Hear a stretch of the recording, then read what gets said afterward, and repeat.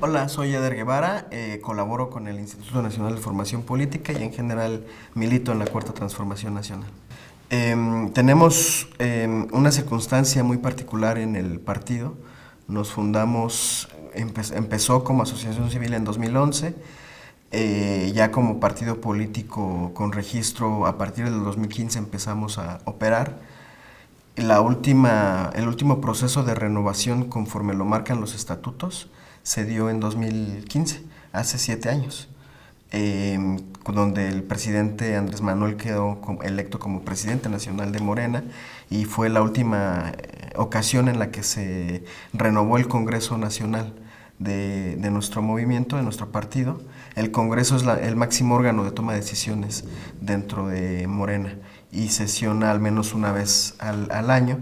Se compone en teoría por 3,000 integrantes y es, por ejemplo, el órgano responsable de modificar los estatutos de nuestro partido, que además los estatutos se crearon pensando en un partido que iba apenas a la resistencia, que éramos un partido que no podía tener relación con los partidos que en ese momento tenían el poder político, y así lo marcan nuestros estatutos. Hay un artículo que impide que se hagan alianzas con partidos en el poder y ahora nosotros somos el partido en el poder. Tiene que haber una renovación profunda también de los estatutos para que se correspondan al partido hegemónico que hoy somos. Gobernamos 22 gubernaturas, todo indica que en el 2024 vamos a retener la presidencia de la República, pero además con una circunstancia muy particular. El compañero Andrés Manuel López Obrador ha dicho en varias ocasiones que cuando termine la presidencia él se retira, se va a vivir a su rancho, a escribir, pero ya no a colaborar ni siquiera en ejercicios de formación política. ¿Cómo sustituimos ese vacío tan hondo y tan profundo? Yo no sé si podamos, pero nuestra única posibilidad es con institucionalidad, con un movimiento bien organizado, unificado alrededor de consensos generales como la declaración de principios, los estatutos, la transparencia en los procesos internos, y de esta manera que podamos tratar de subsanar algunos de los muchos vacíos que dejará la ausencia del compañero López Obrador, y en eso radica la importancia de llevar a cabo una renovación de los órganos. Otro gran vacío que tenemos en el partido y que nos ha generado una cantidad de conflictos irracional y de verdad que nos ha paralizado durante un largo tiempo, que es el asunto del padrón. Tenemos 2 padrones por circunstancias de la grilla interna y los 2 están impugnados.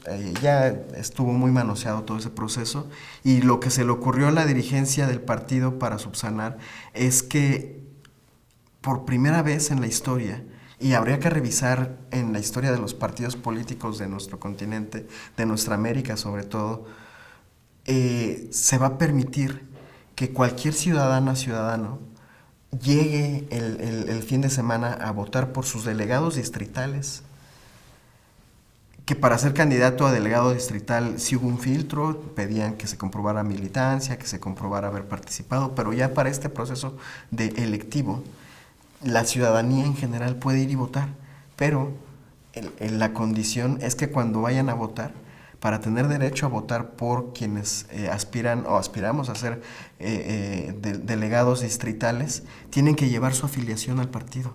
O sea, se va a abrir el partido a la ciudadanía, porque siempre lo hemos dicho, hasta en la canción esta tan emblemática de Byron Barranco se plantea: Morena es la herramienta del pueblo, para el pueblo.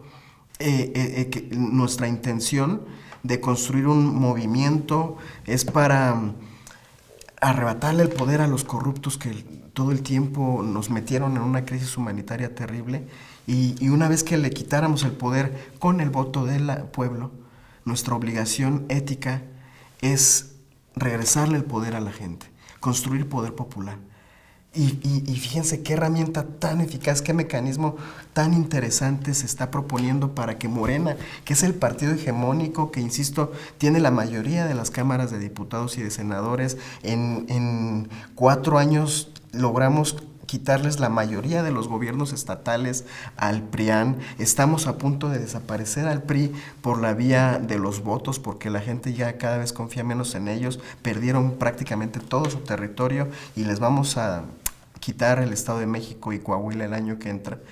Y también el PAN está a 2,000 militantes de perder su registro como partido político. Están en una crisis profunda. Y nosotros no hemos hecho el proceso de afiliación en un contexto en donde, por ejemplo, aunque nos hicieron fraude electoral en Aguascalientes, pero ganamos esa elección. El crecimiento de Nora Rubalcaba y de Morena en Aguascalientes es impresionante. Mucha gente que antes militaba en el PAN, hoy por convicción van a afiliarse para poder votar por sus delegados distritales. En el Estado de México, yo vengo del municipio de Tlalnepantla, también hay un montón de gente que desde hace mucho ya no militaba en Acción Nacional, que con la firma del acuerdo de unidad que convocó Andrés Manuel en 2018 se vinieron al movimiento, pero que no, como nunca hubo afiliación, no se habían podido afiliar, se van a afiliar. Estoy convencido de que el lunes Acción Nacional, si se aplicara la ley a rajatabla, estaría perdiendo su registro por la cantidad de militantes de Acción Nacional que se van a afiliar a Morena y se van a afiliar en buena lid, porque después de 4 años de buen gobierno están convencidos de que el camino es la Cuarta Transformación Nacional. Y además, dejando de lado el tema de los partidos a los que ya por la vía de los hechos estamos derrotando de forma muy contundente, le estamos ofreciendo una herramienta a la población. Me imagino, por ejemplo, hay un montón de colectivos, de organizaciones comunitarias, de medio ambiente, etcétera, que no de ninguna manera están en disputa con nosotros, que siempre han acompañado los procesos, pero que no habían encontrado la vía para afiliarse, para participar, para generar otros procesos, y ahora se les está poniendo la posibilidad. Si toman ese chance, si toman esta oportunidad como un reto para construir democracia y poder popular desde este partido que, insisto, es la herramienta hegemónica en este momento para la transformación, yo creo que pueden surgir muchas cosas muy interesantes con Morena en lo local, en los estados de la República, en las comunidades, en los municipios, en las alcaldías. Creo que estamos ante esa posibilidad y me parece que es algo muy interesante. Y sin embargo, con ese proceso tan complejo de renovación y al abrirlo tanto que cualquier ciudadano puede votar, pues también se están desatando los monstruos, ¿no? Ya el presidente López Obrador en las mañaneras ha insistido mucho en que no pueden denostar y despreciar la inteligencia de la población cayendo en estas viejas prácticas. Es irracional y es un acto de traición al movimiento. Nosotros, si logramos es todo esto, sí, tener la presidencia de la República, que la inmensa mayoría de la población sea beneficiaria de programas sociales gracias a que llegó la Cuarta Transformación, que gobernemos 22 estados de la República, que tengamos la mayoría en las cámaras de senadores y de diputados, que tengamos las condiciones para gobernar al menos un sexenio más en estas condiciones de hegemonía, al menos yo creo que será más. Es gracias a que derrotamos, entre otras cosas, el cerco mediático y el voto por hambre. Me acuerdo mucho de las campañas que el presidente, que en ese momento el dirigente Andrés Manuel López Obrador hacía cuando en una ocasión dijo que el voto por hambre es pecado social, porque no puede haber nada más miserable que lucrar con el hambre. Y otra campaña cuando lo de toma tu voto, ¿no? Y aquella frase emblemática de puercos, cochinos, marranos, etc. Entonces, fue fundamental para nuestro movimiento derrotar esas prácticas y que ahora que viene el proceso interno haya dirigentes que se permitan caer en eso. Es una traición tremenda y se están exhibiendo lo miserables que son y que en realidad solamente utilizaron toda esta construcción de la Cuarta Transformación, que no solo es una narrativa, que es una convicción, que es un proceso para nosotros muy profundo, muy real, muy tangible. Para ellos no es más que discurso, pura demagogia para seguir escalando en espacios de poder.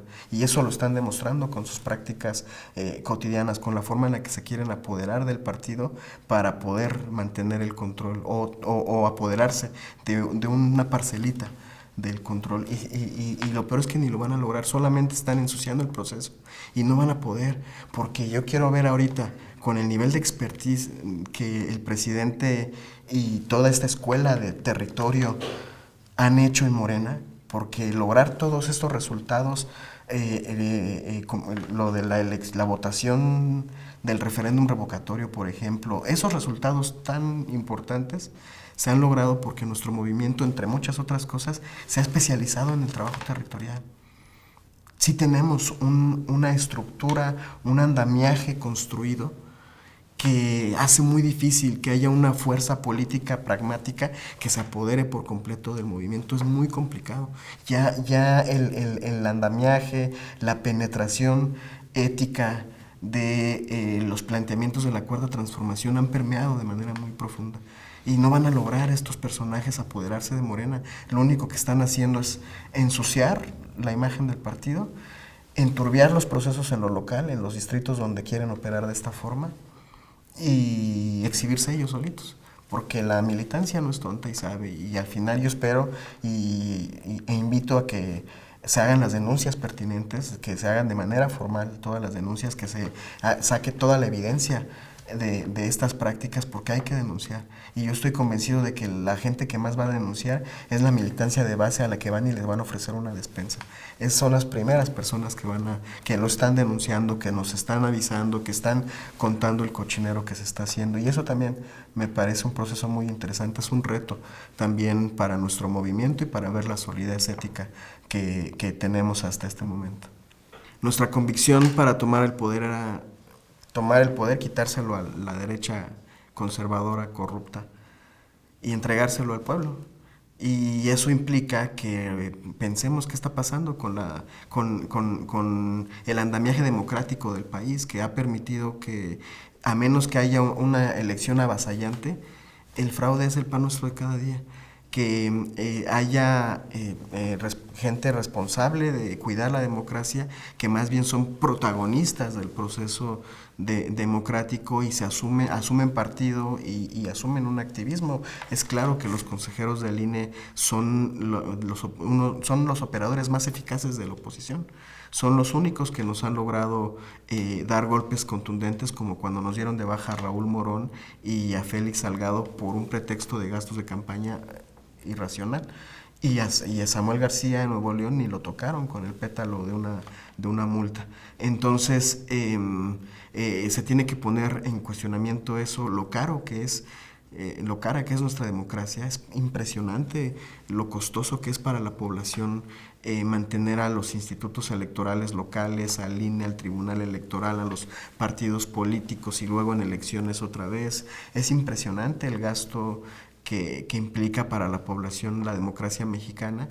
Y por otro lado, si hemos sido impulsores de la democracia participativa, las consultas populares, el referéndum revocatorio, es este ejercicio que ya platicamos de invitar a la población a que se apoderen de Morena, que tomen Morena, tenemos que construir las condiciones de posibilidad para que se consolide la democracia participativa en oposición a la visión de la democracia representativa. ¿Y cuál es el sistema que predominantemente defiende la democracia representativa y de forma contradictoria al final? La partidocracia. Tenemos que reducir la partidocracia. Es impresionante, no solamente los gastos económicos, la cantidad de burocracia que implica la partidocracia, y lo digo desde el partido político, que al final los partidos son mediación entre la ciudadanía y el poder político.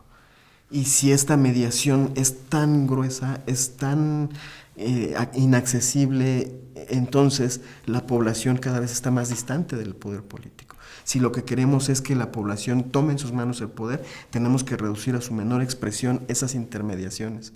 Y un poquito, o mucho más bien, la reforma electoral lo que plantea es eso, es ir avanzando hacia reducir y hacer más eficaz la intermediación de los partidos con la toma de decisiones. El hecho de que se proponga replantear el tema de la proporcionalidad de los legisladores y los legisladores Tiene que ver con eso, que no sea un diputado que represente a un distrito federal, sino que sea un grupo de diputados, una cierta cantidad dependiendo de la densidad poblacional de cada estado de la República, que representen a su estado, que representen a sus comunidades y que salgan de ahí y que tengan que estar aterrizando de manera permanente y obligatoria ahí en sus comunidades, que representen los intereses de la gente, que no se atrevan a votar algo sin consultarle a la gente y y que al final venga en detrimento de la calidad de vida de la población, como fue con las reformas estructurales del Pacto por México. Entonces, eso es lo que se está buscando en la reforma electoral, y a mí me parece que los dos ejercicios, el de la renovación del partido y este de la reforma, eh, eh, son un claro reflejo de la visión de Morena sobre y una muestra de la congruencia de Morena y de nuestro movimiento y del presidente López Obrador de esta lucha por la democratización, esta lucha en contra de los fraudes electorales. Creo que eso es lo que al final se refleja en este proceso que estamos viviendo ahora. La oposición está perdida, ¿no? En realidad son representantes de varios intereses y cada vez pierden más las condiciones para cabildear por esos intereses y están desesperados por eso. Son cabilderos. Y ahorita no tienen un rumbo muy claro, entonces les fue muy costoso su voto en contra de la reforma eléctrica, les salió carísimo, carísimo, son unos traidores a la patria y lo demostraron. Y al demostrar eso, pues electoralmente tuvo repercusiones. No minimizan, igual que los pragmáticos al interior de Morena, minimizan el nivel de politización de la población. ¿Cómo se explican? ¿Por qué no leyeron el hecho de que en Domingo de Resurrección lo que tenía más audiencia en la televisión mexicana, incluido televisión por internet, era el canal del Congreso? Hay un nivel de politización, de participación y de involucramiento de la población muy grande.